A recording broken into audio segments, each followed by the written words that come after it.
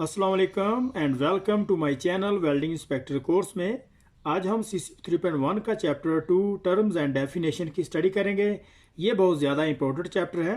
इसकी स्टडी के साथ साथ इसके जितने भी इंपॉर्टेंट आंसर क्वेश्चन होंगे जिनके एग्ज़ाम में आने के चांसेस बहुत ज़्यादा होते हैं वो भी डिस्कस करेंगे। तो चले शुरू करते हैं।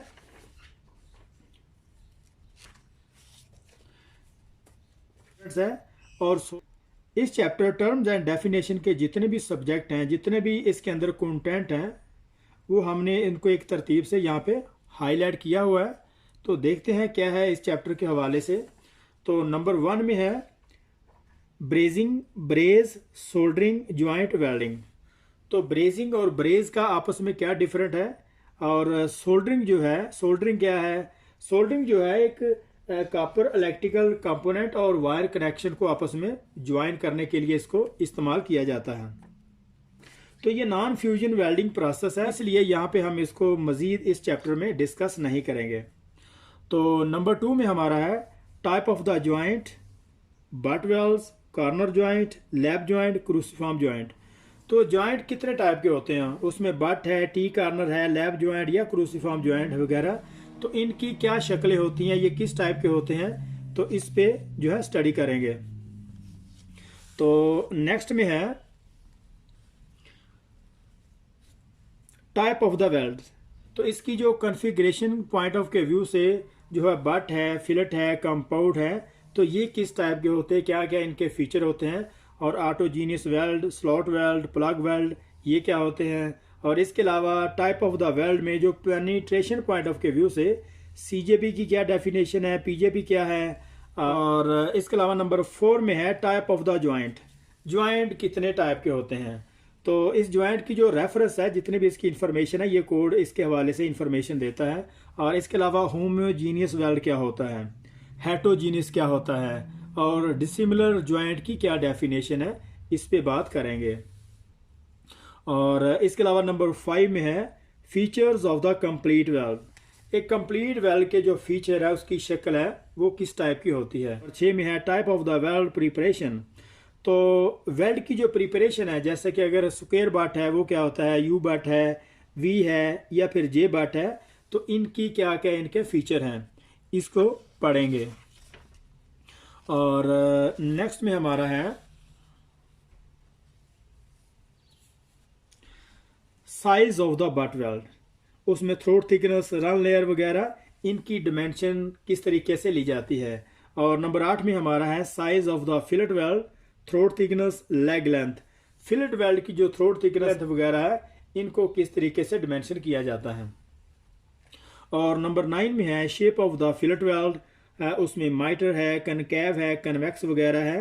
तो फिलेट वेल्ड की जो शेप है उस पर डिस्कस करेंगे, उनके फीचर को समझेंगे, ये किस टाइप का होता है। नंबर 10 में है वेल्डिंग पोजीशन। वेल्डिंग पोजीशन जो है कितने टाइप की होती है, उसकी स्टडी करेंगे। और इसके अलावा नंबर 11 में है वीविंग। वीविंग क्या होती है, और इस पर ओसिलेशन जो है, इसको किस पोजीशन में इस्तेमाल किया जाता है। स्ट्रिंजर बीड क्या होती है, इसके मतलब आज हम स्टडी करेंगे। और इसके अलावा ब्रेजिंग और ब्रेज वेल्डिंग ये क्या होती है। तो ब्रेजिंग और ब्रेज वेल्डिंग का जो आपस में जो डिफरेंट है, वो है ब्रेजिंग वेल्डिंग में जो इसकी जो वेल्ड है या इसका जो फिलअप है, वो कैपिलरी एक्शन के थ्रू इसको किया जाता है। और ब्रेज वेल्डिंग जो है, इसको जो है, इस पे कैपिलरी एक्शन नहीं होता। ये सिमिलर ऐसे ही है जैसे कि दूसरे फ्यूजन वेल्डिंग प्रोसेस से हम जो है फिलेट वेल्ड या बट वगैरह की वेल्ड करते हैं। तो filler metal melting point greater than 450 centigrade below the melting point of the parents metal. तो फिलर मेटल का जो मेल्टिंग पॉइंट होगा वो ग्रेटर देन 450 सेंटीग्रेड होगा। जिस पेरेंट्स मेटल को हम वेल्डिंग करने जा रहे हैं उसके मेल्टिंग पॉइंट से कम रहेगा। ब्रेजिंग है, इसको वेल्डिंग का जो इसका तरीकाकार है, ये सारे का सारा कैपिलरी एक्शन पे रिलाई करता है। तो ये कैपिलरी एक्शन क्या है। तो so what is the capillary action. Capillary action is ये होता है कि अगर हम किसी ज्वाइंट को आपस में जोड़ते हैं, जैसा कि लिक्विड मेटल को वेल्ड सरफेस पर पिघलाते हैं, तो ये लिक्विड मेटल जो अगर नैरो स्पेस भी होगी, जहां गैप कम होगा, वहां पर भी कैपिलरी एक्शन के थ्रू सारा गैप जो है फिल कर देगी। जैसे कि अगर 1 ग्लास ऑफ द वाटर किसी दीवार के साथ अगर हम फेंकते हैं तो उसकी जो सीम है वो काफ़ी सारे एरिया को कैपिलरी एक्शन के थ्रू वो इसको कवर करेगी। तो इस तरीके से जो कैपिलरी एक्शन की जो वेल्डिंग की जाती है, तो ब्रेज वेल्डिंग जो है, filler metal melting point below than the parent metal, no capillary action, similar fusion welding. तो फिलर मेटल का जो मेल्टिंग पॉइंट वो बिलो द पेरिस मेटल के होगा, इसमें कैपिलरी एक्शन के थ्रू इसको वेल्डिंग नहीं किया जाता। तो ये सिमिलरली फ्यूजन वेल्डिंग के प्रोसेस की तरह इसको वेल्ड किया जाता है, जैसे हम बाकी के फिलेट वेल्ड और बट जॉइंट को वेल्ड करते हैं। तो उसके अलावा हमारा नेक्स्ट हमारा ज्वाइंट है। ये ज्वाइंट क्या होता है? ज्वाइंट की दो तरह से इसकी डेफिनेशन दी हुई है। एक में अमेरिकन स्टैंडर्ड में the junction of the member are the edge of the members that are to be joint are had been joint. साथ ही इसके जो ब्रिटिश स्टैंडर्ड है, ब्रिटिश स्टैंडर्ड में जो है कन्फिगरेशन ऑफ द मेंबर। तो जो अगर दो पार्ट्स को हम, दो पीसेस को या दो मेंबर को आपस में इसको जोड़ते हैं, उसका फिटअप करते हैं या फिर उसको अरेंजमेंट उसका करते हैं, तो किस तरीके से करते हैं। फॉर एग्जांपल अगर इस टी तरीके से जोड़ रहे हैं, या फिर उसका बट ज्वाइंट बनाएंगे, या फिर उसका एंगल ज्वाइंट बनाएंगे, जिस तरीके से भी हमने इसकी मेंबर की कॉन्फ़िगरेशन या फिर उसका अरेंजमेंट करना है, उसको हम ज्वाइंट कहेंगे। ये है ज्वाइंट की जो है डेफिनेशन। तो नेक्स्ट में हमारा है welds, A union of peace of the metal made by the welding. तो मेटल के दो पीसेस को अगर हम वेल्डिंग से उनको आपस में जोड़ते हैं तो उसको वेल्ड कहेंगे। तो सीधे लफ्ज़ों में है कि वेल्डिंग के बाद इसकी जो भी इसका रिजल्ट होगा, जो इसकी प्रोडक्टिविटी होगी, उसको हम वेल्ड कहेंगे। एक प्लेट है और ये हमारे पास दूसरी प्लेट है, नंबर 1 प्लेट, नंबर 2 प्लेट। तो दोनों प्लेट्स को, दो पीसेस को अगर हम वेल्डिंग की मदद से जोड़ते हैं तो उसका जो रिजल्ट निकलेगा उसको हम वेल्ड कहेंगे। तो ये है वेल्ड की डेफिनेशन। वेल्ड के बाद जो वेल्डिंग है, वेल्डिंग को हम ज्वाइनिंग प्रोसेस कहेंगे। तो 2 or more parts are united by the heat, pressure or both। तो ज्वाइनिंग प्रोसेस से हम अगर दो या दो पार्ट्स को अगर हम आपस में जोड़ते हैं, उसमें हीट हो सकती है, प्रेशर भी हो सकता है, या फिर दोनों की मदद से अगर हम उसको जोड़ते हैं। जैसा कि ज्वाइनिंग, बहुत सारे ज्वाइनिंग प्रोसेस होते हैं वेल्डिंग के, अलग अलग उनके मेथड होते हैं, उनके हीटिंग के, उनके प्रेशर के। तो जिस तरीके का वेल्डिंग प्रोसेस होगा उस तरीके से हम दो पार्ट्स को आपस में जोड़ेंगे, और इसके बाद उसकी जो continuity in the metal between the joint parts, तो दो ज्वाइंट के पार्ट्स जो उनकी आपस में एक कंटिन्यूटी बनेगी। जैसे कि ये हमारे पास एक पीस है एक, और ये हमारे पास दूसरा है नंबर 2। तो वेल्डिंग का जो प्रोसेस के बाद इसकी जो आपस में वेल्ड होने के बाद एक इसकी कंटिन्यूटी बनेगी, ये एक जान हो जाएंगे। मतलब अगर इसको मैकेनिकली स्ट्रेंथ वाइज या फिर स्पेसिफिक इसकी जो रिक्वायरमेंट होगी, ये अभी हमारा जो है ब्रेजिंग सोल्डरिंग ज्वाइंट का है, ये 1 जो है नंबर ये ख़त्म हो रहा है। तो दूसरे नंबर पे हम जा रहे हैं टाइप ऑफ द ज्वाइंट, जिसमें बट वेल्ड वगैरह। तो दूसरा नंबर अभी हम शुरू करने वाले हैं। ये 2 नंबर हमारा है टाइप ऑफ द ज्वाइंट। तो ज्वाइंट कितने टाइप के होते हैं? उसमें बट ज्वाइंट है, टी ज्वाइंट है, कार्नर ज्वाइंट है, या फिर edge joint, cruciform joint, lap joint. Butt joint क्या होता है? Connection between the ends or edge making angle 135 degree to 180 degree. तो दो पार्ट्स के एंड या एज का जो कनेक्शन है उसको हम बट ज्वाइंट कहेंगे। जैसे कि ये हमारे पास प्लेट है, ये हमारे पास प्लेट है, तो इनको दो स्पेसिफिक एंगल से अगर हम इसकी बेवल या वी लगा के इसको थ्रू आउट द वेल्ड जो है इसको कंप्लीट करते हैं, तो इसको हम बट ज्वाइंट कहेंगे। और इसका जो एंगल होगा वो 135 डिग्री टू 180 डिग्री।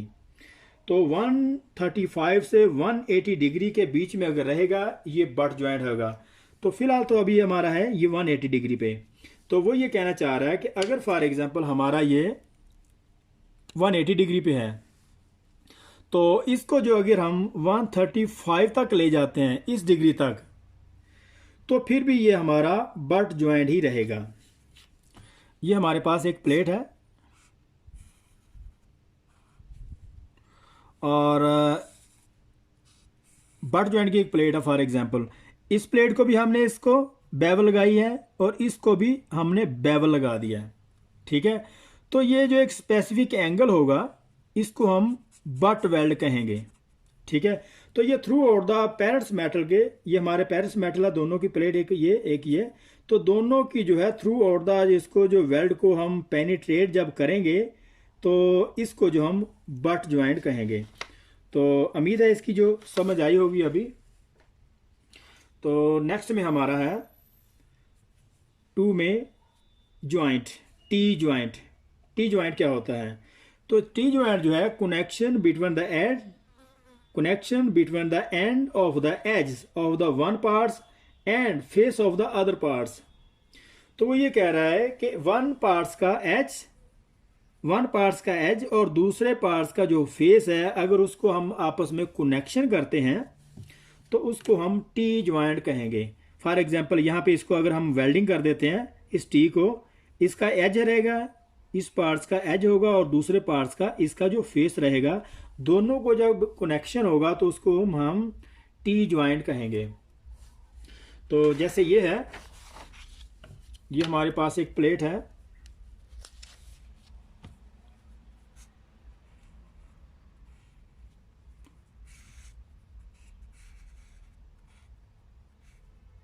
तो वन प्लेट का एज होगा और दूसरे प्लेट का फेस। तो इसको जब हम आपस में यहाँ पे इसको वेल्ड कहेंगे तो ये फिलेट वेल्ड जो होगा हमारा, ये टी फिलेट वेल्ड कहलाएगा। इसको हम टी ज्वाइंट कहेंगे।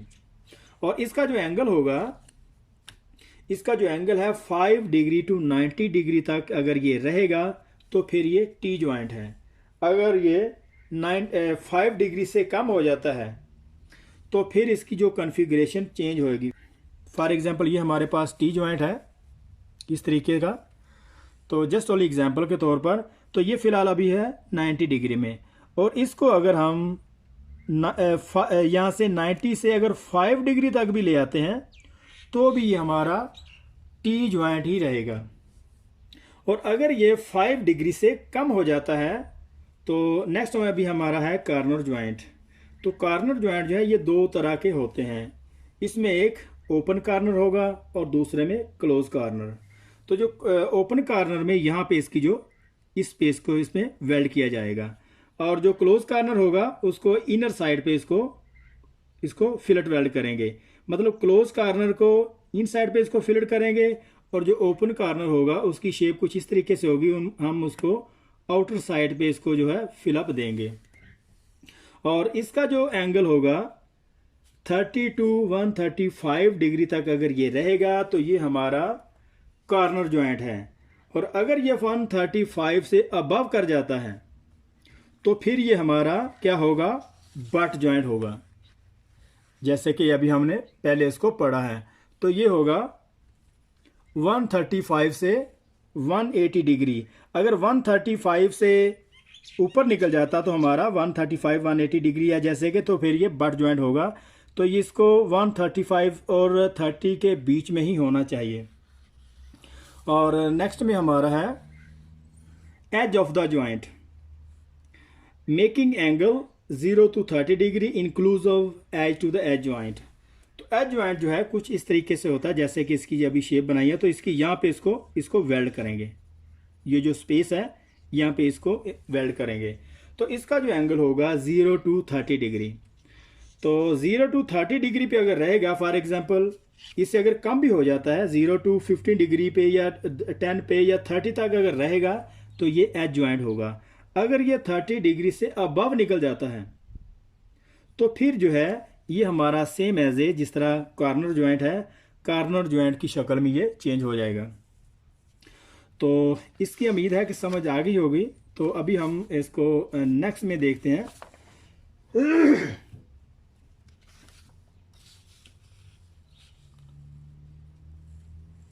Cruciform joint. तो जो क्रूसीफॉर्म जॉइंट जो होता है उसकी शक्ल कुछ इस तरीके से होती है। वो 2 plates bar welded to another flat plate bar 8 angle same axis. तो ये हमारे पास फॉर एग्जांपल एक प्लेट है, ये है दूसरी प्लेट। तो सेम एक्सेस पे अगर फ्लैट फेस की जो प्लेट को अगर हम आपस में वेल्ड करते हैं, सेम एक्सेस जिस तरह के ये इसका सेम एक्सेस होगा, इस एक्सेस पे अगर हम इसकी जो वेल्ड करते हैं फ्लैट फेस को, तो फिर ये हमारा क्रूसीफॉर्म जॉइंट होगा। टाइप ऑफ द वेल्ड्स कितने टाइप के होते हैं, उसमें जो उसकी जो कॉन्फ़िगरेशन पॉइंट ऑफ के व्यू से जो है, सबसे पहले हम बट वेल्ड की बात करते हैं।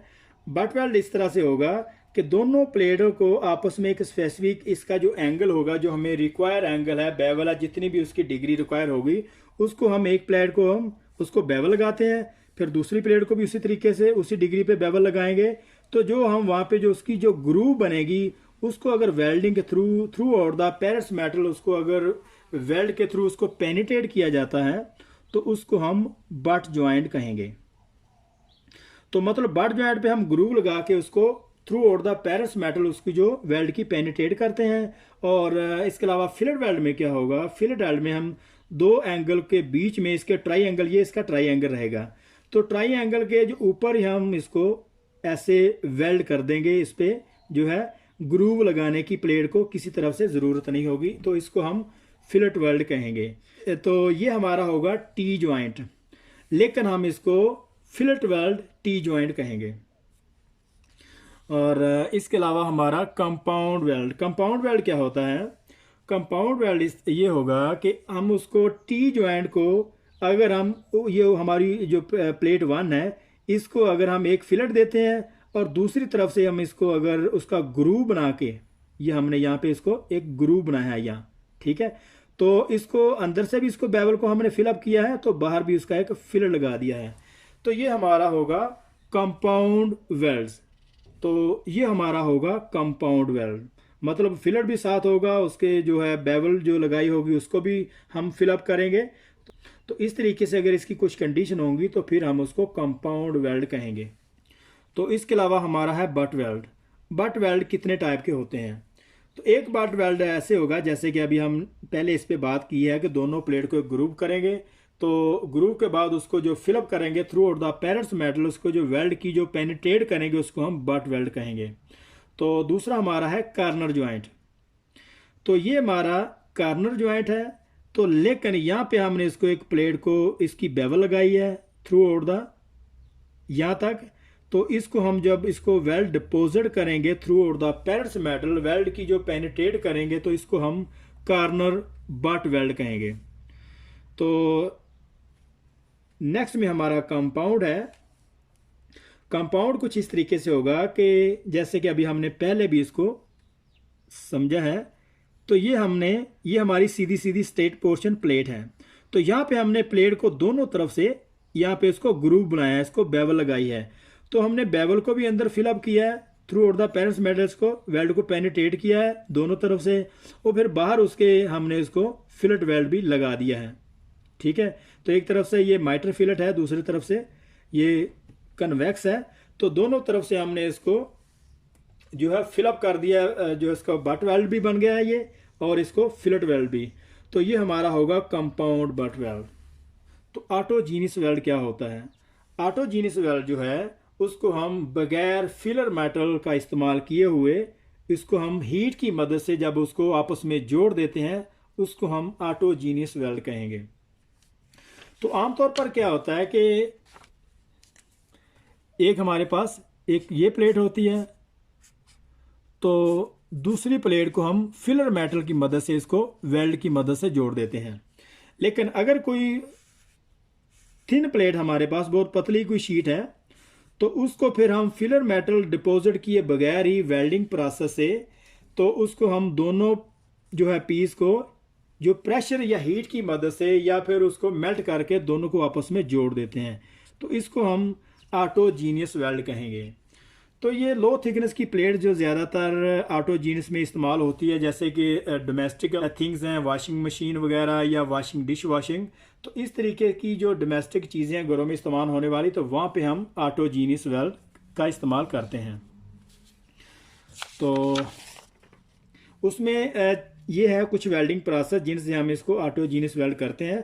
तो उसमें टिग है, तो टिग को हम फिलर वायर दिए बगैर खाली उसको जो है मेल्ट करते जाते हैं। तो इसी तरीके से लेज़र है, प्लाज्मा है, इलेक्ट्रॉन बीम, ऑक्सीफ्यूल गैस वेल्डिंग वगैरह। तो ये ऑक्सीफ्यूल गैस वेल्डिंग ज़्यादातर हम इसको ऑक्सी एसीटिलीन वेल्डिंग भी कहेंगे। ऑक्सीफ्यूल गैस वेल्डिंग जो है ये ऑक्सी एसीटिलीन के नाम से भी जानी जाती है।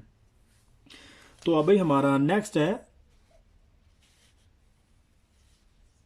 Slot weld. तो ये स्लॉट वेल्ड क्या होता है? तो slot weld between two overlapping component around the periphery fillet weld. तो इसकी जो दो कंपोनेंट होंगी, दो पीस को हम ओवरलैप एक दूसरे के ऐसे ऊपर रख के इसको वेल्ड कर देते हैं। तो इसकी जो हम इसको फॉर एग्जांपल ये हमारी ऊपर वाली प्लेट है,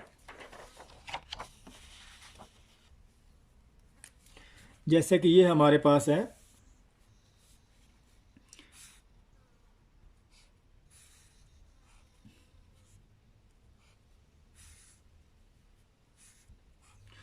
तो यहाँ पे हम ऊपर वाली प्लेट को यहाँ पे एक होल करेंगे। वो होल ओवलर या सर्कुलर भी हो सकता है। ओवल मतलब ओवल इस तरह का होगा, इसको बैजवी शक्ल का, और जो सर्कुलर है वो राउंड में होगा। तो यहाँ पे उसको ये एक होल करेंगे और थ्रू आउट द इस प्लेट के थ्रू हम इसकी जो वेल्डिंग करेंगे इस एरिया में, इसको राउंड में, इसको जो पेरीफेरी ये ऊपर वाला जो हिस्सा है ये एम्प्टी रहेगा। तो जस्ट ओनली नीचे वाली प्लेट के साथ हम इसको आपस में जोड़ देंगे। तो इसको हम कहेंगे स्लॉट वेल्ड। ये सारे का सारा इसको फिल नहीं करना होता स्लॉट वेल्ड में, खाली ये नीचे वाली प्लेट को ऊपर वाली प्लेट के थ्रू इसको हम वेल्ड कर देते हैं। तो उसके अलावा हमारा नेक्स्ट है प्लग वेल्ड। तो प्लग वेल्ड क्या होता है? Between two overlapping component hole is completely filled by the welding. Hole can be circular और ओवलर।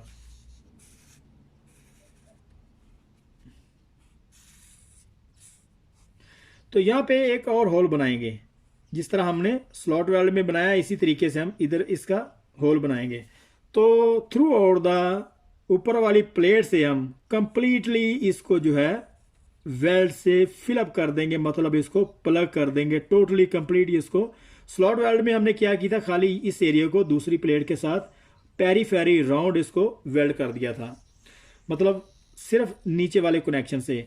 तो प्लग वेल्ड में क्या किया हमने कि इसको कंप्लीटली तौर पे जो हमारा होल था ऊपर वाली प्लेट के अंदर, उसको हमने प्लग कर दिया, उसको वेल्ड कर दिया है। तो अभी नेक्स्ट हमारा है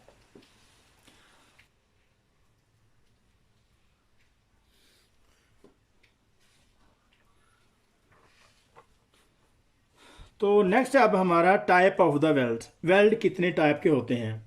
तो फ्रॉम पेनिट्रेशन पॉइंट ऑफ के व्यू से जो है बट ज्वाइंट को हम जो है फुल पेनिट्रेशन वेल्ड भी कहते हैं, कंप्लीट ज्वाइंट पेनिट्रेशन। तो इसको जो सीजेपी कहा जाता है अमेरिकन स्टैंडर्ड के मुताबिक। तो metal fully penetrate the joint, complete root fusion throughout thickness greater than parents metal. वो ये कह रहा है कि मेटल को जो है हम फुल पेनिट्रेट करेंगे। जैसे ये हमारे पास एक प्लेट एक है, ये हमारे पास दूसरी प्लेट है। तो दोनों प्लेट को जब हम उसकी बेवल लगाएंगे, उसकी एक ग्रूव बनाएंगे, तो through out the parents metal हम उसको वेल्ड को फुली तौर पर पेनिट्रेट करेंगे। जैसे कि ये अब हम देखते हैं, ये हमारे पास एक बट वेल्ड है। इसको जो हमने दोनों जो है प्लेट को एक ग्रूव लगाया, ये एक प्लेट की साइड ग्रूव है, तो दूसरी साइड पे हमने इस प्लेट को, प्लेट 1 को और प्लेट 2 को हमने इसको एक ग्रूव लगाया है।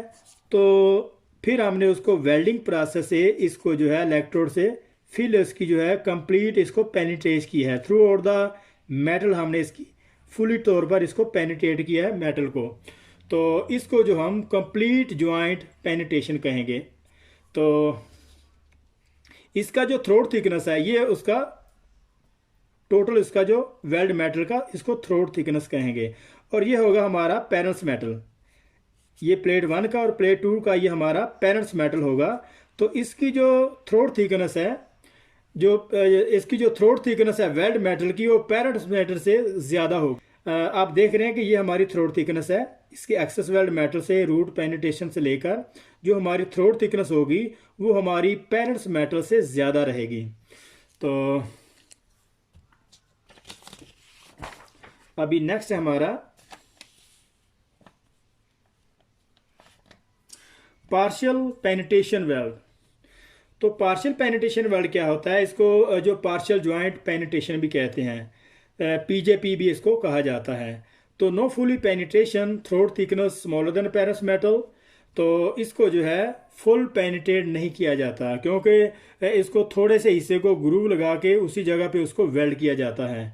तो इसकी जो थ्रोट थिकनेस की जो है वो पेरेंट्स मेटल से कम रहेगी।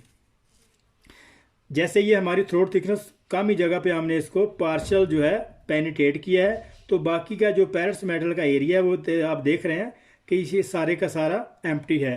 तो हमने पार्शियल इसको थोड़ा पेनिट्रेट किया है। जैसे कि ये हमारे पास एक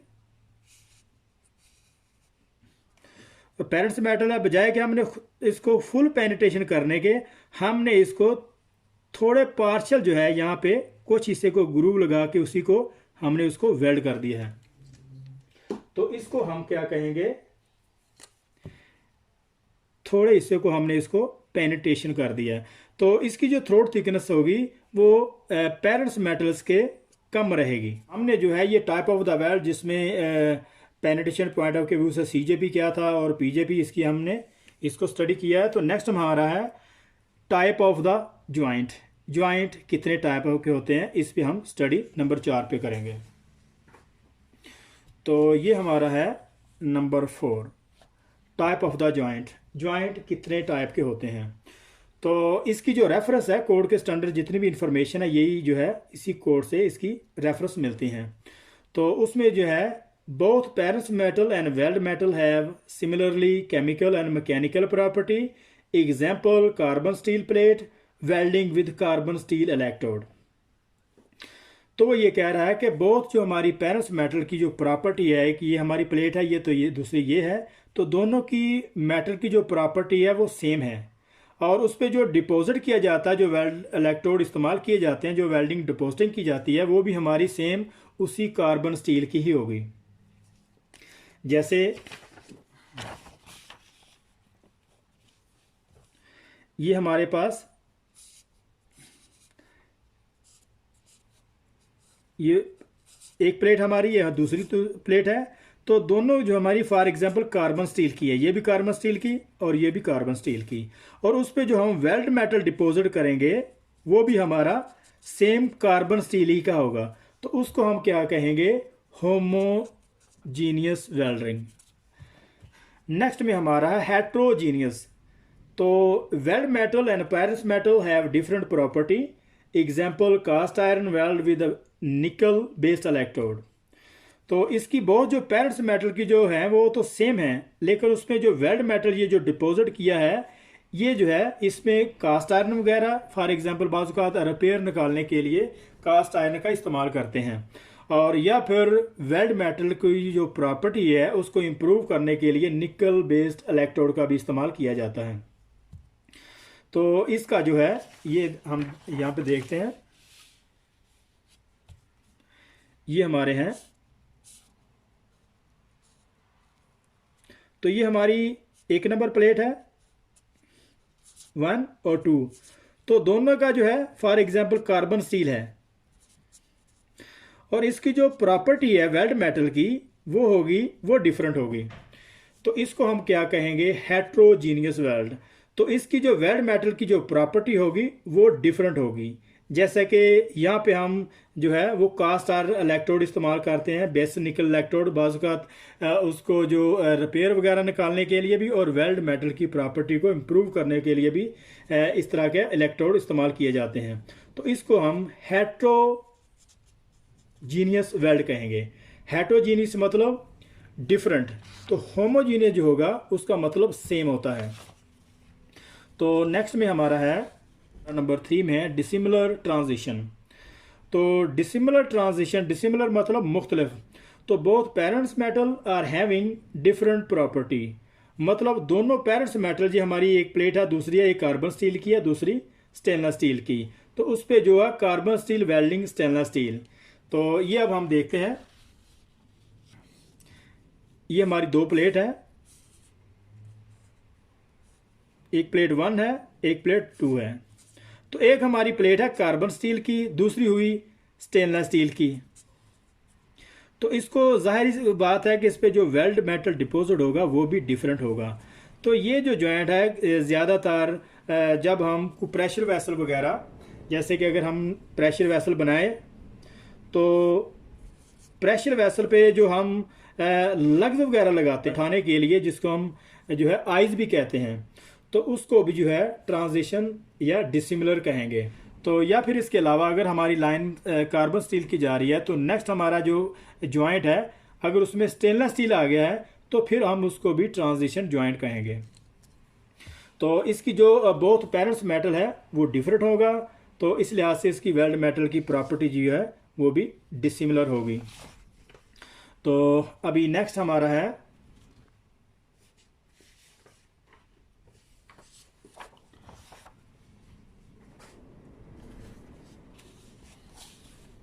feature of the complete weld. एक कंप्लीट वेल्ड का जो फीचर है वो किस तरह का होता है। Feature of the completed weld, तो ये हमने एक फीचर बनाया है कंप्लीट वेल्ड का। तो इसकी देखते हैं, इसकी जो एब्रीविएशन है, तो पेरेंट्स मेटल, ये हमारा पेरेंट्स मेटल है, ये 2 प्लेट हमारी, इसको पेरेंट्स मेटल कहेंगे। और इसके अलावा जो फिलर मेटल है, फिलर मेटल जो हम ये वेल्ड मेटल जो डिपॉजिट किया है इसको हम फिलर मेटल के थ्रू इसको कंप्लीट किया है, तो फिलर मेटल एज ए इसको डिपॉजिट करने के लिए इस्तेमाल हुई है।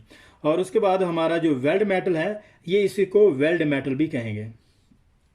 और फ्यूजन जोन जो है, फ्यूजन जोन जो है ये हमारी जो वेल्ड मेटल की जो बाउंड्री की ये जो लाइन है इसको हम, ये जो है इसको हम फ्यूजन लाइन कहेंगे। और इसके अलावा वेल्ड फेस है, ये हमारा वेल्ड फेस का एरिया जिधर से हमने वेल्ड मेटल को डिपॉजिट करना शुरू किया है, ये हमारा वेल्ड फेस होगा। तो वेल्ड फेस के थ्रू से हमने जो सबसे फर्स्ट जो रन लगाया है वो रूट, तो वो हमने वेल्ड फेस से हमें इसको जो स्टार्ट किया है, तो इसको हम वेल्ड फेस जो फ्रंट ऑफ का एरिया जो हम उसको वेल्ड फेस कहेंगे। और इसके अलावा हीट अफेक्टेड जोन है जिसको हैज़ भी कहते हैं, तो ये हमारा होगा हीट अफेक्टेड जोन की ये जो लाइन शो हो रही है इसको हम हीट अफेक्टेड जोन कहेंगे, इसको हैज़ भी कहा जाता है।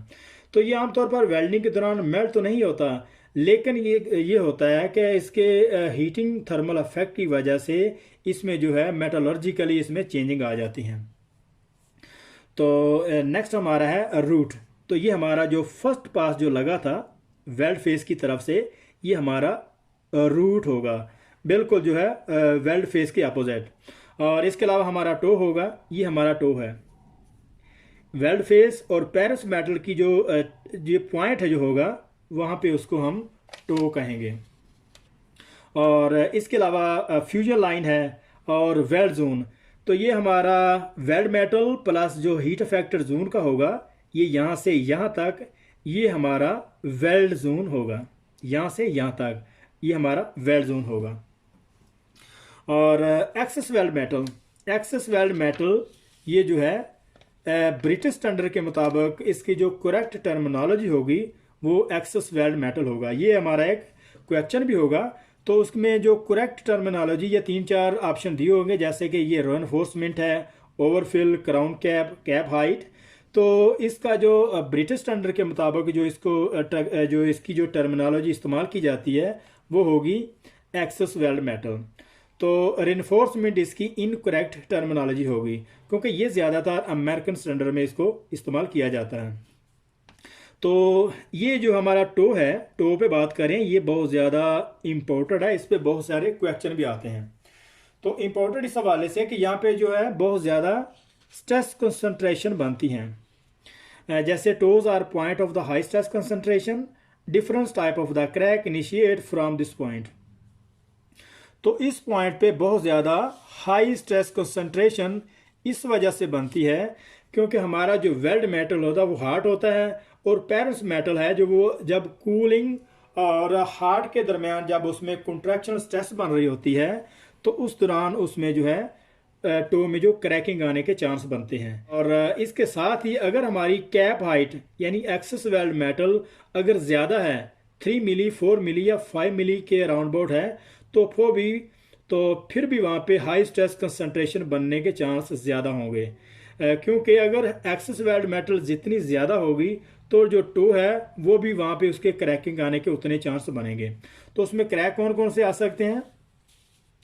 अगर टो जो है हाई स्ट्रेस कंसंट्रेशन वहाँ पे बनती है तो उसमें जो क्रैक होंगे वो होंगे फटीक एंड कोल्ड क्रैकिंग। तो ये यहाँ पे एक क्वेश्चन बनता है कि अगर टो पे जो है क्रैकिंग आएगी तो कौन सी क्रैकिंग उसमें आ सकती है। तो ये फतीक खाली एक नाम भी दिया होगा या फिर दोनों को, तो क्वेश्चन के हिसाब से आपने उसको मार्क करना है। और toes are must blended smoothly into the parents metal surface reduce stress concentration. तो यहाँ पे जो है ना डायरेक्ट इसी के मतलब वो बात कर रहा है कि टो पे ज़्यादा जो है स्ट्रेस कंसंट्रेशन बनती है, तो लिहाजा इसको जो है ब्लेंड जो है स्मूथली ब्लेंड करना है पेरेंट्स मेटल के। तो इसकी जो डिग्री होगी, टो की जो डिग्री है वो 20 और 30 डिग्री से अबव ना हो, अराउंड 30 डिग्री से जो है कम होनी चाहिए। और इसकी जो एक्सेस वेल्ड मेटल की जो हाइट है वो नॉट बियॉन्ड द 3 मिलीमीटर। तो इसकी जो स्ट्रेस कंसंट्रेशन को रिमूव करने के लिए हम उसको स्मूथली जो है वो पेरेंट्स मेटल के थ्रू उसको ब्लेंड करेंगे। और ये बहुत ज़्यादा इंपॉर्टेंट जो है क्वेश्चन है, इसको ज़हन में रखना है। तो इसके साथ ही हम इसके को बाकी के फीचर है वो देखते हैं। ये हमारे पास एक बट वेल्ड प्लेट है, इसको हमने टॉप से इसका जो है व्यू लिया हुआ है। तो ये हमारा होगा वेल्ड जोन, ये है हीट अफेक्टेड जोन। और ये जो हमारा होगा प्लस वेल्ड मेटल और हैज़ जो होगा ये हमारा वेल्ड जोन होगा। और इसके साथ ही ये हमारी जो पेरेंट्स मेटल है, इसी तरीके से ये भी हमारी पेरेंट्स मेटल होगी। तो ये जो टो है ये हमारा जो फ्यूजन बाउंड्री जो होगी, फ्यूजन लाइन जो होगी, ये हमारी वही तो हमारा टो है। और यहाँ पे जो बहुत ज़्यादा हाई स्ट्रेस कंसंट्रेशन बनती है तो इसको जो है प्रॉपर तरीके से इसको जो है स्मूथली ब्लेंड करना है। और इसके अलावा ये हमारा रूट एरिया है, जो पेनिट्रेशन जो फर्स्ट पास हमने यहाँ इस जो है फेस तरफ से लगाया था, ये हमारा रूट पेनिट्रेशन होगा। और ये हमने यहाँ पे मार्क भी किया हुआ है, ठीक है। इसका जो एक्सेस मेटल है प्लेट से जो बाहर निकला हुआ है ये हमारा रूट पेनिट्रेशन होगा। और ये हमारा फ्यूजन लाइन होगा, ये जो बाउंड्री है। और इसके अलावा ये हमारा वेल्ड मेटल है जो हमने यहाँ पे मार्क किया हुआ, ये वेल्ड मेटल का एरिया है। टोटल जितना भी ये नज़र आ रहा है ये वेल्ड मेटल का एरिया होगा। और साथ ही इसका जो हीट अफेक्टेड जोन है जिसको हैज़ कहते हैं, ये हमारी जो लाइन आ रही है ये हमारी हीट अफेक्टेड जोन है। और इसके अलावा ये हमारा वेल्ड फेस है टॉप साइड पे। और उसके बिल्कुल अपोजिट ये हमारा रूट साइड है। दूसरी प्ले साइड से देखें तो हमारा रूट फेस जो है वो रूट साइड नज़र आएगी। और ये हमारा पेरेंट्स मेटल है। तो इसी तरीके से, और ये हमारी एक्सेस वेल्ड मेटल है, ये हमारा पेरेंट्स मेटल से जो ऊपर निकला हुआ ये जो लाइन जो जा रही है ये हमारी एक्सेस वेल्ड मेटल होगी। तो ब्रिटिश स्टैंडर्ड के मुताबिक इसकी जो करेक्ट टर्मिनोलॉजी है वो excess weld metal, not reinforcement, ठीक है।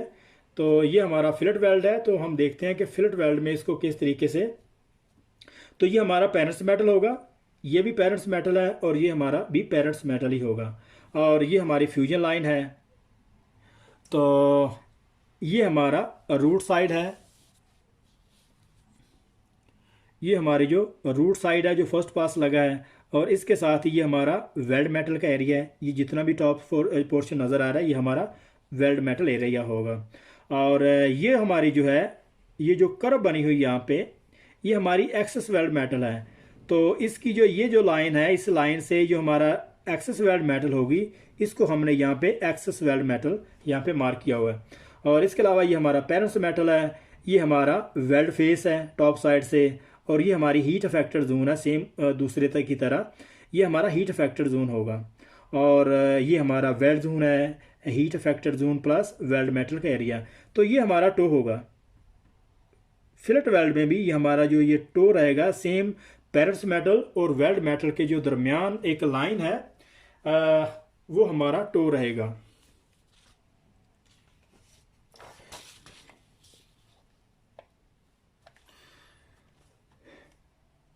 Feature of the weld preparation.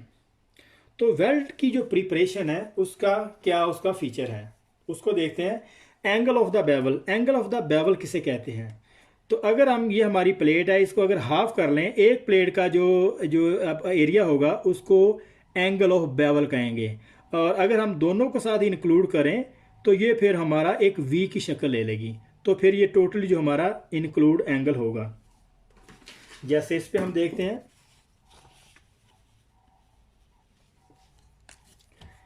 ये हमारा है, एक हमारे पास प्लेट है,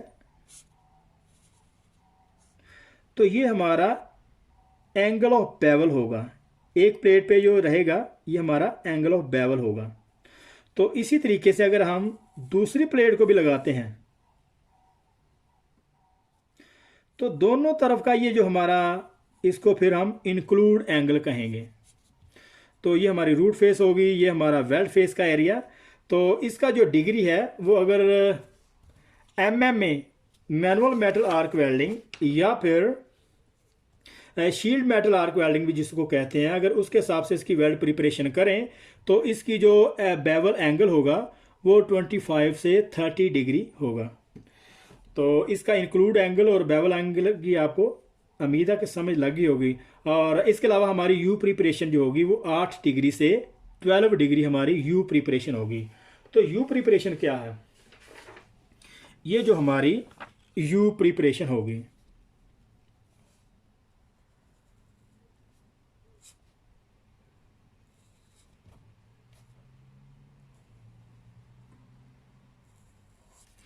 इसको हम सिंगल यू प्रिपरेशन कहेंगे। और इसका जो एंगल होगा ये हो 8 डिग्री से जो है 12 डिग्री तक इसका ये यू का प्रिपरेशन का एंगल रहेगा। और इसके अलावा है 40 से 50 डिग्री जो है सिंगल बेवल प्रिपरेशन। तो सिंगल प्रिपरेशन जो बेवल होगा इसका जो कितना रहेगा 40 से 50 डिग्री। जैसा कि ये हमारी सिंगल बेवल है। बेवल किसे कहते हैं कि ये हमारा एक जो प्लेट है ये स्ट्रेट पोर्शन रहेगी और साथ ही इसके ये जो रहेगी इसको हम सिंगल बेवल कहेंगे। और अगर हम इसको यहाँ पे इसको भी एक ग्रूव लगा देते हैं तो फिर ये वी की शक्ल ले लेगी। तो अभी हमारा सिंगल बेवल है ये। तो इसका जो एंगल होगा वो 40 से 50 से 50 डिग्री इसको जो है बेवल की इसकी प्रिपरेशन की जाएगी। और साथ ही इसके है 10 to 20 for the J preparation. और जे प्रिपरेशन किस तरीके से होगी? ये हमारा स्टेट पोर्शन है और जो ये हमारी रहेगी जे प्रिपरेशन, सेम लाइक जे शक्ल की। तो इसको हम जे प्रिपरेशन कहेंगे। तो उसका जो है वो 10 से 20 डिग्री उसका जो एंगल रहेगा। और नेक्स्ट हमारा included angle twice the bevel angle for the V और यू प्रिपरेशन। और वी और यू प्रिपरेशन का जो दोनों तरफ का एंगल होगा उसको हम इंक्लूडेड एंगल कहेंगे, जैसा कि मैंने अभी आपको बताया। और इसके अलावा उसका जो रूट फेस होगा वो 1 to 2 milli for the CJP। Complete joint penetration जब हम उसको करेंगे उसका जो मिलीमीटर जो गैप उसका रखेंगे वो 1 to 2 मिलीमीटर जो उसका रूट फेस होगा। तो रूट फेस क्या है? ये हमारा रूट फेस होगा। ये जो पोर्शन एरिया है, ये जो हमारा एरिया है इसको हम रूट फेस कहेंगे। तो ये कितना होगा 1 to 2 milli for the CJP। और इसके अलावा रूट गैप जो होगा 1 to 4 milli for the CJP। और जो रूट गैप होगा ये हमारा दोनों जो है पीसेस के दरमियान, दोनों प्लेट के दरमियान जो हमारा एक गैप रहेगा वो उसको हम रूट गैप कहेंगे। ये होना चाहिए 1 to 4 मिलीमीटर। और नेक्स्ट में हमारा है रूट रेडियस। तो रूट रेडियस क्या आता है? Applicable for the JU weld preparation. तो उसकी हमने एक अलग से बनाई है यहाँ। ये जो हमारा होगा रूट रेडियस की कर्व, ये जो कर्व नज़र आ रही है इसको हम रूट रेडियस कहेंगे। तो इसके बाद है land, JU preparation during the welding of the aluminium alloy, वो कह रहा है कि जो इसका लैंड होगा वो during welding of the aluminium alloy पे सिर्फ इस्तेमाल किया जाएगा अगर J या U प्रिपरेशन है। तो इसके अलावा दूसरे पे बिल्कुल इसकी जो है वो एक्सेप्टेबल नहीं है। तो ये यहाँ पे क्वेश्चन भी बनता है कि जो लैंड है ये कहाँ पे ज़्यादातर इस्तेमाल किया जाता है, तो उसका आप आंसर दे सकते हैं अल्मोनियम अलाई। नेक्स्ट हमारा type of the weld preparation. Weld preparation की कितनी जो है किस्में होती हैं, कितने टाइप के होते हैं। उसमें ओपन स्क्वायर बट प्रिपरेशन है, और ये हमारी ज्वाइंट की कन्फिग्रेशन है। ये हमारी अब चल रही है ज्वाइंट की कन्फिग्रेशन। तो ज्वाइंट की कितनी कन्फिग्रेशन, कितनी किस्में उसकी होती हैं। तो सबसे पहले ओपन स्क्वायर बट प्रिपरेशन है, single V preparation, double V preparation, single U preparation और डबल यू प्रिपरेशन, और सिक्स में है single V preparation with backing strip.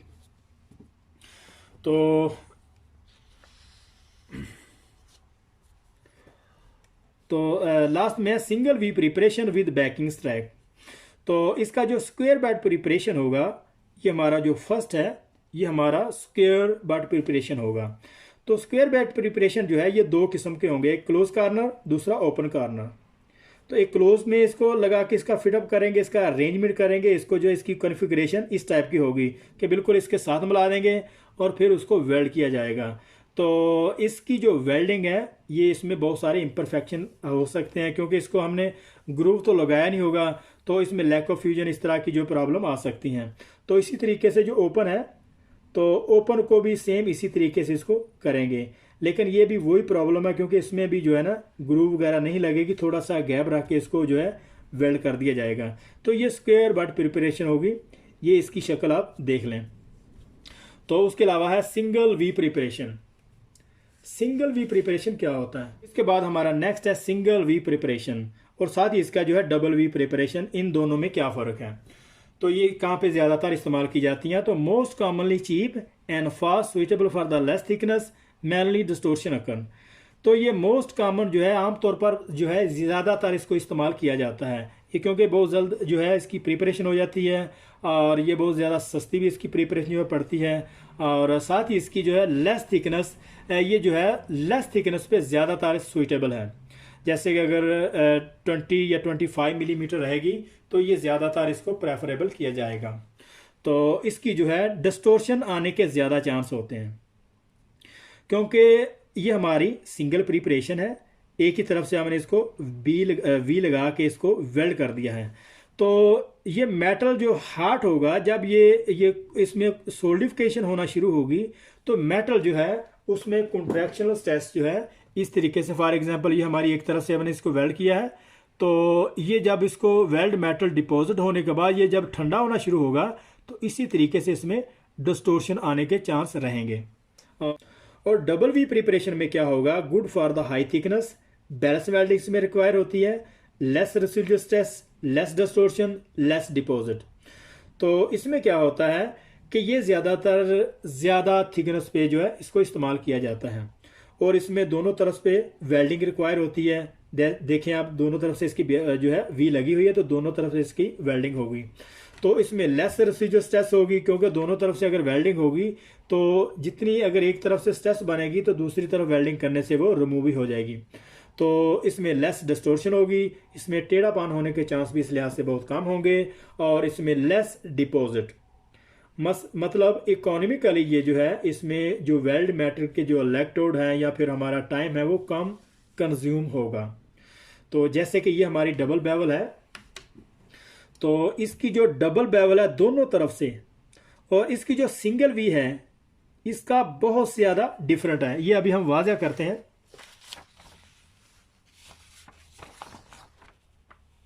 जैसे ये हमारी सिंगल वी है और ये हमारी डबल वी है। तो सिंगल वी की जो है एक जो डिमेंशन अगर ली जाए तो उसके 4 हिस्से बनेंगे। 4 हिस्सों में अगर डिवाइड करें तो ये एग्जैक्टली डबल बेवल के साइज के बराबर बनती है। तो मतलब डबल बेवल में जो है, सिंगल बेवल में बहुत डबल वेल्डिंग जो है उसमें डबल इलेक्ट्रोड इस्तेमाल होंगे, ज़्यादा इसको इस पर डिपॉजिट जो करना पड़ती है। तो डबल बेवल पे सिंगल बेवल की निस्बत कम वेल्डिंग होगी। उम्मीद है इसकी समझ आ गई होगी अभी आपको। तो सिंगल यू प्रिपरेशन जो है prepared by the machining, costly and slow, less filler metal इसमें डिपॉजिट होता है, less residual stresses, less distortion occur. तो ये हमारा जो एक तरफ से है ये यू बना हुआ है, इसको हम यू प्रिपरेशन कहेंगे। तो इसमें जो है ये मशीन पे इसकी जो प्रिपरेशन होगी, इसका ये जो बेवल लगेगी, इसकी यू बेवल जो लगेगी ये होगी यू प्रिपरेशन पे, इसको जो है मशीनिंग पे इसकी प्रिपरेशन होगी। ये बहुत ज़्यादा कॉस्टली भी पड़ती है और बहुत ज़्यादा स्लो भी होती है। तो इसमें जो है डिपॉजिट जो है कम होगी, रेसिडुअल स्ट्रेस लेस, डिस्टोर्शन अकन। और इसमें रेसिडुअल स्ट्रेस भी सिंगल वी प्रिपरेशन की निस्बत यहाँ पे कम होगी। तो लेस जो है इसमें लेस रेसिडुअल स्ट्रेस होगी, लेस डिस्टोर्शन होगी और लेस डिपॉजिट होगी इसको निस्बत वी प्रिपरेशन के। और हमारा साथ ये डबल यू प्रिपरेशन जो है does not require land except for the aluminium alloy. तो ये जो हमारा लैंड है ये बार पोर्शन, ये सिर्फ अल्मोनियम अलाव पे हम जब अल्मोनियम अलाई की वेल्डिंग करते हैं तब जो इसको अलाव होगा, अदरवाइज इसकी ज़रूरत नहीं है। तो suitable for the high thickness, ये ज़्यादा थिकनेस होगी तब इसको जो है इस तरह की प्रिपरेशन होगी। तो less distortion than double V preparation, तो इसमें लेस डिस्टोर्शन होगी देन डबल वी प्रिपरेशन की निस्बत। जैसा कि अगर एक साइड पे वेल्डिंग करेंगे तो दूसरा वो उसका जो है जो उसको कॉन्ट्रैक्ट उसको हो जाएगा, उसका तोड़ ये होगा कि। तो अभी हमारा नेक्स्ट है single V preparation, single V preparation with backing strip. ये हमारा है छठा, ये अब हम पढ़ रहे हैं। तो single V preparation with backing strip, तो इसकी ये हमने सिंगल वी प्रिपरेशन एक ही तरफ से लगाई हुई है और साथ ही हमने उसको बैकिंग स्ट्रिप लगा दी एक और प्लेट उसके साथ। ठीक है, उसका फायदा क्या होगा तो देखते हैं। Full penetration weld with increase current, तो इसको फुल पेनिट्रेट किया जा सकता है हाई करंट रख के। अगर हाई करंट से फिर अगर हम इसकी जो वेल्डिंग करेंगे तो उस हिसाब से उसकी जो डेपोजिशन जो है हमारी वेल्ड मेटल की वो भी हाई होगी। तो उसमें जो है नो बर्न थ्रू, इसमें बर्न थ्रू होने का चांस नहीं होगा क्योंकि नीचे ऑलरेडी जो है वो बैकिंग स्ट्रिप लगी हुई है। और इसके अलावा no excess penetration, excess penetration भी यहाँ पे नहीं निकलेगी क्योंकि बैक साइड पे ऑलरेडी उसने होल्ड किया हुआ है। और इसके अलावा बैकिंग स्ट्रिप में भी टेम्परेरी और परमानेंटली, तो ये जो बैकिंग स्ट्रिप पीछे लगी हुई है ये परमानेंट भी हो सकती है और ये टेम्परेरी भी हो सकती है। अगर ये परमानेंट हुई तो सेम इसी मेटल पेरेंट्स मेटल के सेम मेटल की यहाँ पे एक प्लेट लगाएंगे जिस काइंड का भी हम मेटल पे वेल्डिंग कर रहे हैं। और अगर ये टेम्परेरी रहेगी तो फिर ये जो हम इसको कॉपर की प्लेट लगाएंगे या फिर कोई ऐसा सरामिक टाइल वगैरह की प्लेट यहाँ पे लगा देंगे जो वहाँ पे वेल्डिंग के साथ मेल्ट नहीं होगी क्योंकि उसको बाद में इसको रिमूव कर दिया जाएगा। और नेक्स्ट में हमारा है पोर फतीक रेजिस्टेंस। ये फतीक रेजिस्टेंस हो, पोर जो है इसमें जो प्रॉपर तरीके से रेजिस्ट नहीं करती। और serves corrosion between the parents metal and backing strip, तो ये हमारा जो पेरेंट्स मेटल है और बैकिंग के स्ट्रिप के दरमियान जो है यहाँ पे क्रोजन होगी। तो इसको difficult to exam by the NDT, तो एंटिटी से इसको एग्जाम करना मुश्किल होगा। तो अभी हमारा नेक्स्ट है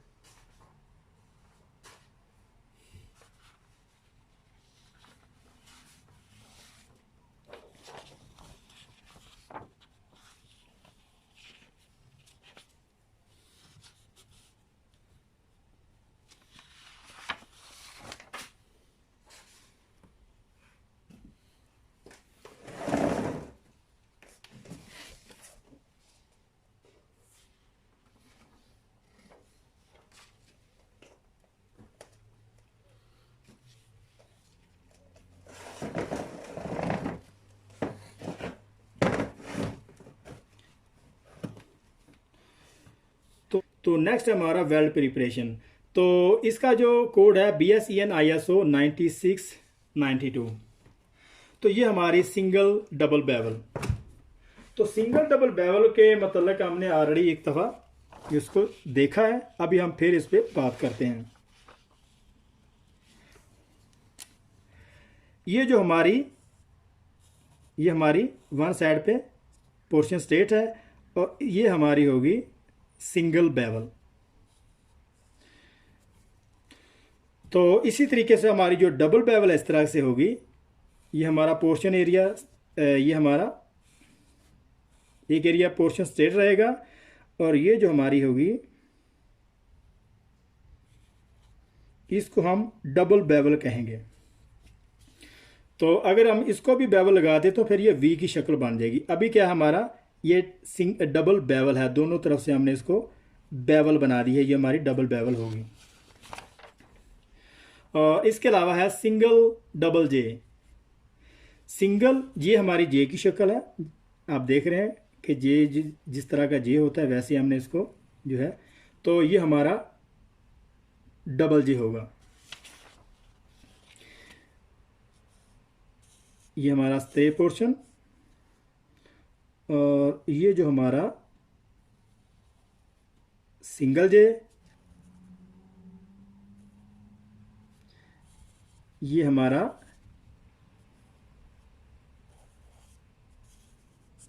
डबल जे होगा। नेक्स्ट हमारा size of the butt weld, throat thickness, run layer वगैरह वगैरह। तो इसको अभी हम देखते हैं। तो size of the butt weld जो है उसकी जो थ्रोट थिकनेस है, ये हमारा वेल्ड एरिया की जो है, ये हमारी यहाँ से यहाँ तक थ्रोट थिकनेस इसको कहेंगे। और एक्चुअल थ्रोट थिकनेस कौन सी होगी, ये हमारी जो वेल्ड एरिया और ये जो हमारा पेनिट्रेट एरिया, इसको अगर इंक्लूड करें तो ये हमारी एक्चुअल थ्रोट थिकनेस होगी। और ये जो हमारी पेरेंट्स मेटल की रहेगी, ये हमारी डिज़ाइन थ्रोट थिकनेस है। और अगर हम एक्सेस वेल्डर को यहाँ पे अगर रिमूव कर देते हैं, फॉर एग्जांपल यहाँ से ये सीधा सीधा पोर्शन ऊपर वाला एक्सेस वेल्ड मेटल को, तो फिर हमारी डिज़ाइन थ्रोट थिकनेस रहेगी। तो डिज़ाइन थ्रोट थिकनेस और इसको जो है प्लस एक्सेस वेल्ड मेटल को अगर करते हैं तो फिर ये हमारा एक्चुअल थ्रोट थिकनेस होगी। तो इसके साथ हमारा रन और पास, बट वेल्ड जब उसको करते हैं तो उसका जो रन पास वगैरह लगता है उस पर बात करते हैं। तो रन और pass, metal deposit during one pass of the one electrode. One electrode या वन पास से अगर हम एक रन लगाते हैं तो फिर उसको पास भी कह सकते हैं, उसको रन भी कहेंगे। जैसा कि ये अभी हमने एक सिंगल रन से इसको कंप्लीट कर दिया है, लो थिकनेस की प्लेट है, सिंगल रन से इसको हमने कंप्लीट कर दिया है। तो इसी तरीके अगर एक रन से ज़्यादा लगाते हैं तो फिर हम उसको क्या कहेंगे, तो फिर हम उसको मल्टी रन कहेंगे। जैसा कि ये हमने एक पास लगाया यहाँ पे, तो साथ ही इसके ये दूसरा पास है, फिर ये तीसरा रहेगा, तो दूसरे पास में जो लेयर में 2 रन होंगे, तो इसी तरीके से तीसरी जो लेयर है उसमें 3 रन रहेंगे, तो चौथी लेयर में हमने उसको जो है 4 रन लगाए हैं। तो इसी तरीके से हर लेयर में जितने भी रन एक या एक से ज़्यादा लगेंगे उसको हम जो है लेयर कहेंगे, और एक पास को हम उसको रन कहेंगे। जैसे कि layer is atom of the weld metal consisting of the one और मोर रन, एक या एक से ज़्यादा अगर हम पास लगाते हैं तो रन लगाते हैं तो उसको हम लेयर कहेंगे। तो नेक्स्ट में हमारा है माइटर फिलेट वेल्ड। तो माइटर फिलेट वेल्ड में इसका जो स्टेट पोर्शन रहेगा, इसमें एक्सेस वेल्ड मेटल नहीं रहेगी, उसको हम माइटर फिलेट वेल्ड कहेंगे। तो उसका जो लेग, जो इसकी जो लेग लेंथ होगी, ये हमारी उसकी रूट से और टो तक ये हमारी लेग लेंथ रहेगी, और इसी तरीके से रूट से जो वर्टिकल में भी इसकी लेग लेंथ रहेगी। तो इसका जो थ्रोट थिकनेस, ये हमारा डिज़ाइन थ्रोट थिकनेस और एक्चुअल थ्रोट थिकनेस इसका सेम रहेगा। तो ये जो आइसोसेलेस एंगल इसको कहेंगे, दोनों तरफ से इसका जो एंगल अगर उसकी जो डायमेंशन सेम रहेगी तो इसको हम आइसोसेलेस एंगल कहेंगे। तो इसके बाद हमारा नेक्स्ट है कन्वेक्स फिलेट वेल्ड। तो वेल्ड फेस इज कन्वेक्स, तो मतलब बाहर को निकला हुआ। तो actual throat thickness will be greater than design throat thickness. तो ये जो उसकी एक्चुअल थ्रोट थिकनेस है, ये जो है डिज़ाइन थ्रोट थिकनेस है, और ये हमारे जो ऊपर का पोर्शन है ये हमारा एक्चुअल थ्रोट थिकनेस है। तो ये जो है greater than design throat thickness, design throat thickness है, ये जो एक्चुअल थ्रोट थिकनेस है वो ज़्यादा रहेगी। तो इसका जो पोर्शन है बाहर को निकला होगा, इसमें सेम वही जो फार्मूला इस्तेमाल होगा जो हमने फिलर मेटल पे, यहाँ पे एक्सेस वेल्ड मेटल नहीं उसको निकाल दे, बाकी का फार्मूला वो इस्तेमाल होगा। जैसे ये है,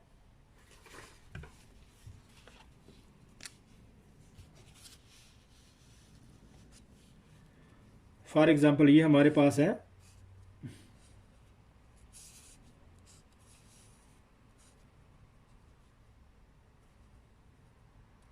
तो ये जो एरिया होगा ये हमारा वर्टिकल लेग लेंथ होगा।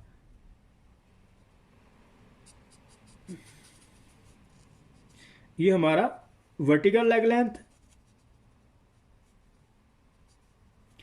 ये हमारा वर्टिकल लेग लेंथ होगा, ये हमारा हॉरिजॉन्टल लेग लेंथ होगा।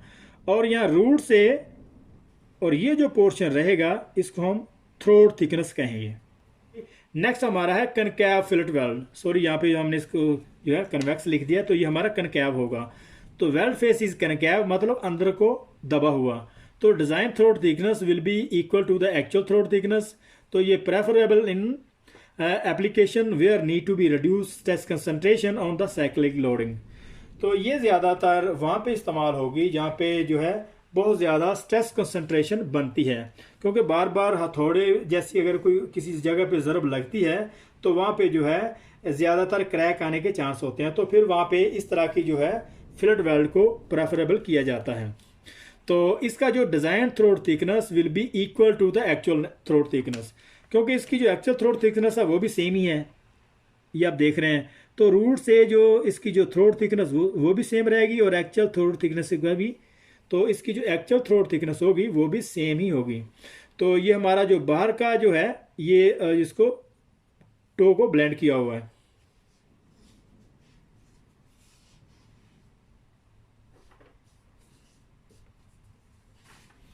जैसा कि ये अभी हम इसमें देखते हैं,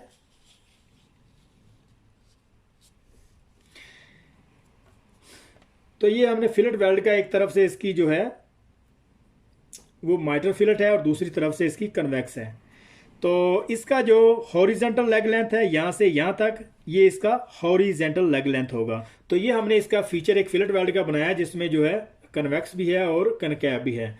तो ये जो हमारा है इस टो से रूट तक जो है, रूट से टो तक हमारा होगा हॉरिजेंटल लेग लेंथ, और टो से टो तक जो वर्टिकल में होगा ये हमारा वर्टिकल लेग लेंथ है। और इसी के साथ जो है ये हमारा यहाँ से यहाँ तक होगा डिज़ाइन थ्रोट थिकनेस। ये हमारी जो है डिज़ाइन थ्रोट थिकनेस यहाँ से यहाँ तक रहेगी। इस ये जो हमारा है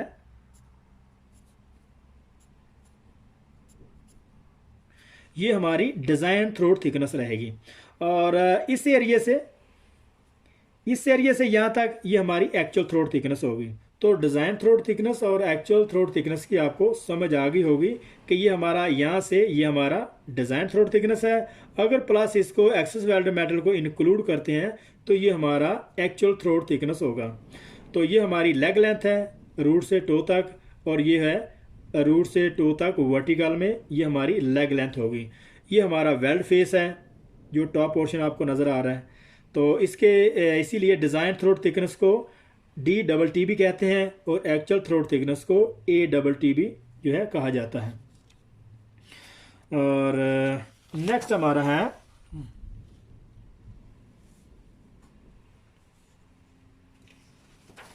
asymmetrical fillet weld. Asymmetrical fillet weld क्या होता है? एसिमेट्रिकल बोलते हैं मुख्तलिफ, डिफरेंट। तो यहाँ पे जो हमारा ट्राई की जो फिलेट वेल्ड का साइज़ है ये इक्वल नहीं है। वर्टिकल लेग लेंथ इसकी बहुत ज़्यादा है और जो हॉरिजॉन्टल लेग लेंथ है वो कम है। मतलब ये आइसोसेलेस ट्राइंगल नहीं है, इसको जो है एसिमेट्रिकल कहेंगे। तो इसका जो है both legs length are unequal, cross section not isosceles triangle. तो नेक्स्ट हमारा है वेल्डिंग पोजिशनल। तो ये हमने shape of the fillet weld, mitre, convex, कैव वगैरह ये भी कर लिया, size of the fillet weld भी कर लिया है। तो अभी ये हमारा होगा 10 number welding position. Welding position के बारे में पढ़ेंगे कि ये कितने टाइप की होती हैं। तो जो वेल्डिंग पोजीशन की जो इसका जो कोड स्टैंडर्ड है वो 6947 है, ISO 6947। तो उसमें जो फ्लैट पोजीशन जो होती है, जो P है वो फ्लैट पोजीशन होगी, और जो PB है हॉरिजॉन्ट फिलेट वेल्ड, हॉरिजॉन्ट वर्टिकल, इसको HV पोजीशन भी कहते हैं। और जो PC होगी ये हॉरिजॉन्टल पोजीशन होगी, और ये जो PD है ये होगी हॉरिजॉन्टल ओवरहेड पोजीशन।